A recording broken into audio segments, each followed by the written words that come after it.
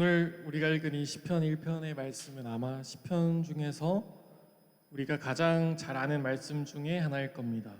여러분들도 어린 시절부터 성경을 많이 봐왔던 친구들이라면 또 암송도 했을 그런 말씀이죠. 이 1편의 말씀에는 인생에는 두 갈래의 길이 있다고 우리에게 알려줍니다. 하나는 악인의 길이고 또 하나는 의인의 길입니다. 먼저는 악인의 길이 있습니다. 여기서 악인은 단순히 사회에서 범죄를 저지른 사람이나 도덕적으로 나쁜 행동을 하는 사람을 뜻하는 말이 아닙니다. 오늘 말씀에서 악인은 불신자들, 즉 하나님을 믿지 않는 사람들을 뜻합니다. 악인들은 이 시편 말씀 속에서 죄인이라고 불리기도 합니다. 죄인이라는 말은 하나님을 정말 몰라서 하나님께 순종하지 못하는 또는 의도적으로 하나님께 순종하지 않는 그런 사람들을 뜻하는 말입니다. 또한 악인은 오만한 자들이라고 불리기도 합니다. 이 오만한 자들이라는 말은 하나님을 믿는 의인들을 조롱하고 비난하는 자들을 말합니다. 악인, 죄인, 오만한 자는 다 하나님 없이도 잘 살 수 있다고 믿는 그런 사람들입니다. 이런 악인의 길과 반대되는 길이 바로 의인의 길이라고 할 수 있죠. 우리 1절에서 2절 말씀을 다시 한번 함께 읽어보겠습니다. 시작. 복 있는 사람은 악인들의 길을 따르지 아니하며 죄인들의 길에 서지 아니하며 오만한 자들의 자리에 앉지 아니하고 오직 여호와의 율법을 즐거워하여 그의 율법을 주야로 묵상하는도다. 아멘. 여기서 의인은 하나님을 믿고 그분의 뜻대로 살아가는 사람들을 말합니다. 의인의 특징을 1절 말씀은 세 가지로 말하죠. 첫 번째로 의인은 하나님을 믿지 않는 악인들의 조언을 따라 살지 않습니다. 두 번째, 의인은 죄인들의 생활 방식을 따라가지 않습니다. 세 번째, 의인은 자신을 조롱하는 악인들의 자리에 앉아서 악인들을 닮아가지 않습니다. 그리고 2절 말씀을 보니 의인들은 하나님의 말씀을 즐거워해서 밤이든 낮이든 슬플 때든 기쁠 때든 어떤 상황에서든 하나님의 말씀을 묵상한다라고 합니다. 그렇다면 여러분, 우리는 의인일까요? 죄인일까요? 우리는 의인일까요? 죄인일까요? 우리는 원래는 하나님을 거역한 죄인이죠. 우리는 죄인입니다. 그런데 예수님을 믿고 죄 용서함 받은 우리를 의롭다, 너는 의로운 존재다라고 불러주시는 거죠. 그렇기 때문에 우리는 의인입니다. 그런데 여러분, 의인인 우리가 2절 말씀에 나오는 이처럼 이런 삶을 살고 있나요? 오직 여호와의 율법을 즐거워하며 그의 율법을 주야로 묵상하는도다. 우리가 이런 삶을 살고 있을까요? 제가 이 말을 하는 건 말씀 묵상을 혹시라도 소홀히 하고 있을 친구들에게 잔소리를 하려고 하는 것이 아닙니다. 사실 말씀 묵상이라는 게 그렇게 쉬운 일은 아니에요. 여러분이 학교 갔다가 학원 갔다가 집에 밤늦게 들어와서 쉬지도 못하고 그 10분을 책상에 앉아서 말씀을 묵상한다는 것은 쉬운 일이 아닙니다. 저도 아침 일찍부터 집을 나서서 하루 종일 밖에 나갔다 돌아오는 날에는 묵상을 못할 때도 있습니다. 이렇게 우리가 정말로 그 말씀 묵상을 하고 싶은 마음이 굴뚝 같은데 너무 피곤해서 그리고 시간이 없어서 진짜 시간이 없어서 묵상하는 것이 나에게 버겁고 힘들다면 하나님께서도 우리의 마음을 이해해 주실 겁니다. 그렇다면 여러분 이제 시험 기간이 끝나고 바쁜 게 좀 지나갔으니까 우리가 정말로 시간이 많을 때 아니면은 학교가 방학일 때 여유로울 때 쉬는 날일 때는 우리가 과연 어떨까요? 그때 여러분은 말씀 앞에 서고 있나요? 그럴 때도 내가 말씀 묵상을 하지 않는다면 우리에게는 시간이 없어서 못했다거나 피곤해서 못했다는 변명의 여지가 없습니다. 그렇다면 왜 우리는 말씀을 묵상하지 못하는 걸까요? 우리가 말씀 묵상을 하지 못하는 그 근본적인 원인이 뭘까요? 그 이유는 사실 아주 간단하죠. 우리가 말씀 묵상을 하지 않아도 하루를 사는데 별다른 지장이 없기 때문입니다. 말씀을 묵상하지 않아도 내 삶에 별 문제가 생기지 않습니다. 말씀 묵상을 하지 않는다고 해서 하나님께서 여러분에게 벌을 내리시지도 않습니다. 또한 말씀을 묵상해도 내 삶이 크게 달라진다고 느껴지지도 않죠. 말씀 묵상을 한다고 해서 갑자기 몰랐던 하나님의 신비를 확 깨닫게 되는 것도 아니고 믿음이 갑자기 자라나는 것도 아닙니다. 때로는 말씀이 이해되지 않기도 하고 이거를 도대체 내 삶에 어떻게 적용해야 하는지 알 수 없을 때도 많이 있습니다. 그렇게 말씀 묵상을 하루 이틀 거르다 보면, 말씀에서 점점 멀어지다 보면 우리는 자연스럽게 의인의 길에서도 멀어지게 됩니다. 하나님의 말씀은 더 이상 우리에게 즐거운 것이 되지 않습니다. 말씀을 보지 않는 삶이 너무 자연스러워집니다. 하나님의 소리가 아닌 세상의 소리에 귀를 기울이게 됩니다. 하나님을 믿지 않는 사람들의 삶이 나에게 더 매력적으로 다가옵니다. 세상 사람들의 생활 방식을 내가 따라하게 됩니다. 그러다 어느새 나도 모르게 하나님을 믿는 삶을 내가 어리석게 바라보게 됩니다. 이 삶이 뭐죠? 바로 1절에서 말한 악인의 삶입니다. 악인들의 꾀를 따르고 죄인들의 길에 서고 오만한 자들의 자리에 앉는 삶을 나도 모르게 시작하게 된다라는 거죠. 분명 우리는 하나님께서 의롭다고 불러주신 의인들인데 때로는 의인의 길을 벗어나 악인의 길을 걸어가고 싶을 때가 있다는 겁니다. 의인과 악인의 삶에 대해서 3절과 4절 말씀에는 또 이렇게 말씀하고 있습니다. 우리 한 목소리로 함께 읽어보겠습니다. 시작. 그는 시냇가에 심은 나무가 철을 따라 열매를 맺으며 그 잎사귀가 마르지 아니함 같으니 그가 하는 모든 일이 다 형통하리로다. 악인들은 그렇지 아니하며 오직 바람에 나는 겨와 같도다. 아멘. 이 말씀에서 의인이 하는 모든 일은 다 형통하대요. 다 잘 된대요. 그런데 악인들은 그렇지 않다고 합니다. 오히려 악인들은 바람에 나는 겨와 같다고 합니다. 여러분, 겨가 뭐죠? 겨드랑이의 겨가 아니고 여러분이 볼이나 이 곡식의 이 껍질을 겨라고 말해요. 껍질. 곡식에서 중요한 것은 뭐죠? 알곡이고 알맹이죠. 겨는 껍질은 불필요합니다. 쓸모가 없죠. 그러니까 악인들이 겨와 같다는 말은 악인들은 하나님을 위해서 가치 있는 일을 하나도 하지 못한다라는 그런 뜻입니다. 그런데 여러분, 현실은 어떤가요? 하나님을 잘 믿는 의인이라고 해서 정말로 모든 일이 잘 풀리나요, 여러분? 그렇지 않죠. 하나님을 잘 믿어도 시험을 망칠 때도 있고요. 원하는 대로 삶이 안 풀리기도 하고요. 학교 생활이 어려울 때도 있고요. 감당하기 힘든 고난이 시험이 찾아오기도 합니다. 눈물로 밤을 지새울 때도 있습니다. 오히려 하나님을 믿지 않는 사람들의 삶이 더 잘 되는 것처럼 보일 때도 있습니다. 그렇게 하나님을 믿는 내 삶이 초라하게 보일 때 우리에게 하나님은 별로 중요하지 않게 됩니다. 하나님을 믿는 것이 나에게 별다른 도움이 되지 않는다고 느끼게 됩니다. 내가 믿음의 가정에서 태어난 것에 대해서 원망과 불평이 생기기도 합니다. 하나님을 믿음으로 내가 손해보는 것처럼 느껴지기도 합니다. 오히려 하나님을 믿지 않는 사람들의 삶이 더더욱 부러워집니다. 하나님을 믿는 의인의 길이 아니라 하나님을 믿지 않는 악인의 길이 훨씬 더 멋져 보입니다. 한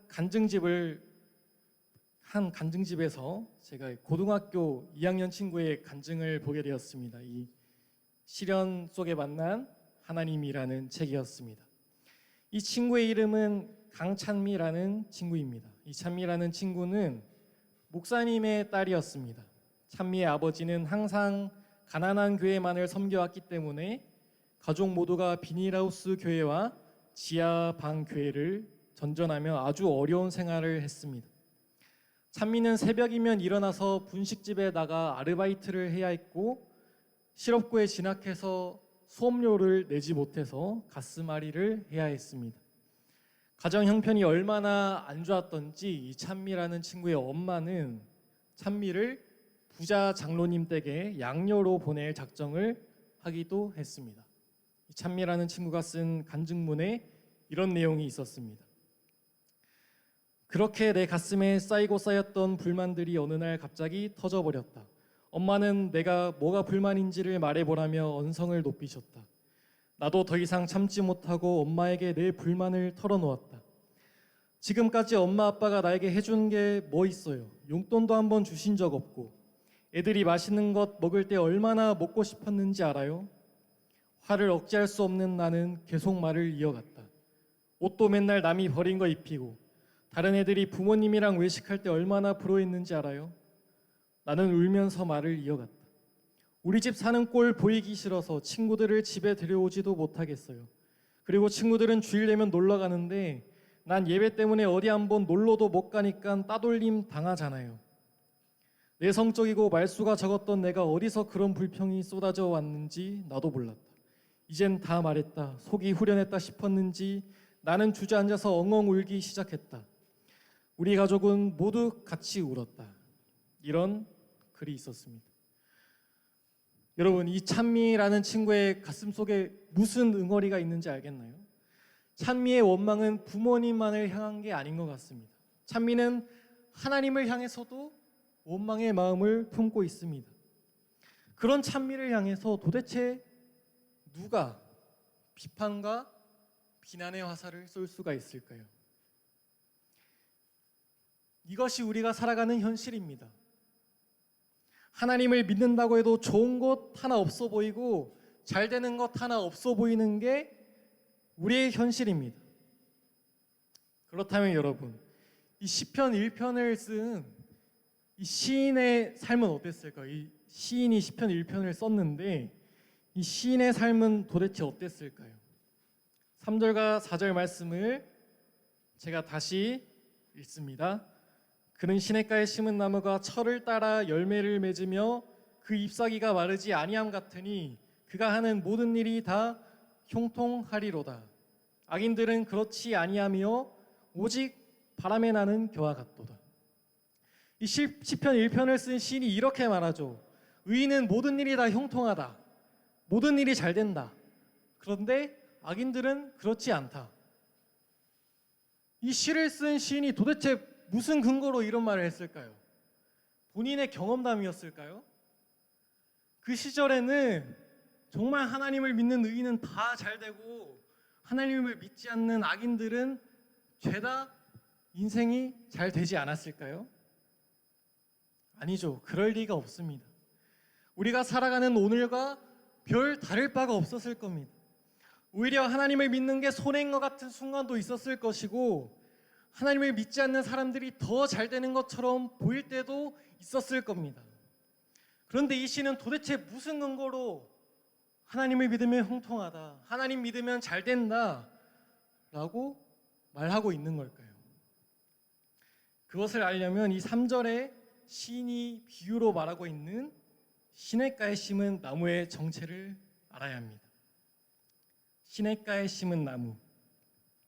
이 시냇가에 심은 나무라는 말에는 누군가가 그 나무를 시냇가에 심었다라는 말이 포함되어 있습니다.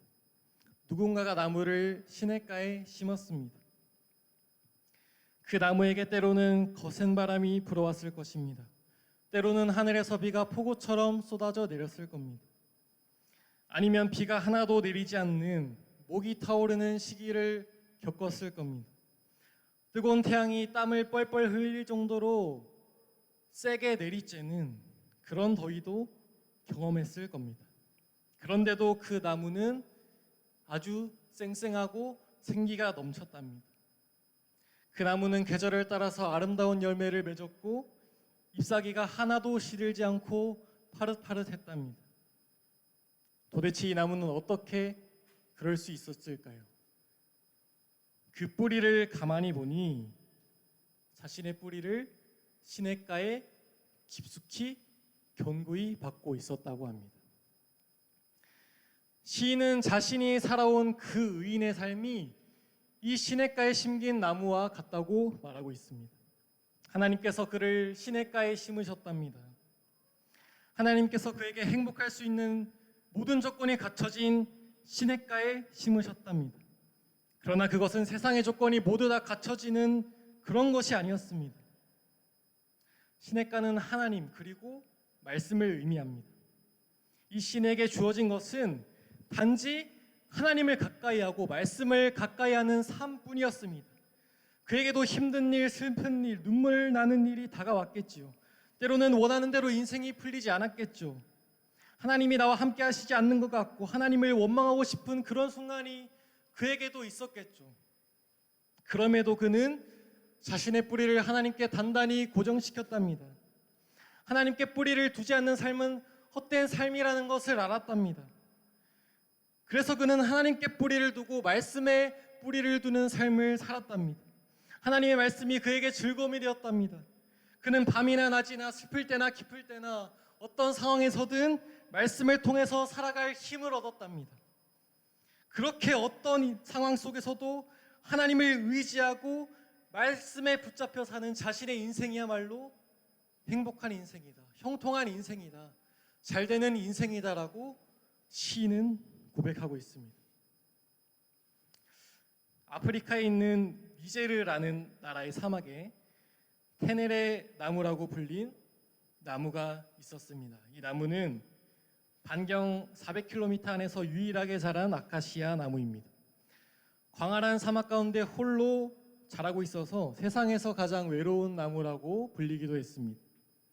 1939년에 한 프랑스 육군 장교가 이 나무를 발견하고는 외딴 사막에 나무 한 그루가 혼자 자라고 있는 게 신기했던지 인부들에게 땅을 파라고 지시를 했습니다. 그랬더니 지하 약 35m 지점에서 지하수가 발견되었고 그 나무는 이곳까지 뿌리를 박아대리고 있었답니다.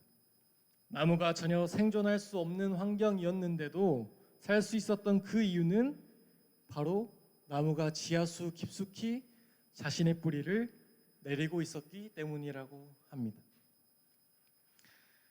의인의 삶도 이와 마찬가지입니다.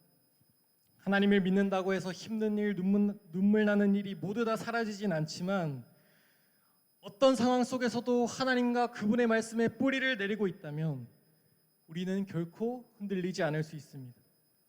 하나님을 너무나 사랑하기에 그분의 이야기가 담긴 그 말씀을 즐거워하지 않을 수가 없습니다. 그분을 더욱 알고 싶어서 말씀 보는 시간을 어떤 상황에서든 어떤 때든 다른 무언가에 내어줄 수가 없습니다. 하나님 말씀에 나의 존재 이유와 내가 나아가야 할 방향이 기록되어 있기 때문에 세상의 소리에 귀를 기울이며 세상에 뿌리를 내릴 수가 없답니다. 바로 이런 의인의 삶을 보고 시편 1편은 형통하다, 모든 일이 형통하다, 하는 일이 잘 된다라고 말하고 있습니다. 그래서 6절 말씀은 이렇게 말하죠. 의인들의 길은 여호와께서 인정하신다. 의인들의 길은 여호와께서 인정하신다. 하나님을 믿지 않는 세상 사람들이 볼 때 우리의 삶은 답답해 보이고 어리석은 길일 겁니다. 우리 스스로 그렇게 생각할 수도 있습니다. 세상이 인정해주는 형통한 삶, 잘되는 삶은 하나님을 믿는 것과 아무런 관련이 없고 그저 남들보다 더 많이 가지고 더 높은 자리에 올라가는 것뿐입니다. 그러나 하나님께서 인정하시는 형통한 삶, 하나님이 인정하시는 잘되는 삶은 세상의 기준과는 완전히 다릅니다. 하나님께 중요한 것은 내가 세상의 기준에서 얼마나 크고 멋지고 아름다운 나무가 되는가에 있지 않습니다. 하나님께 중요한 것은 나의 그 뿌리가 어디에 박혀 있느냐 하는 것입니다.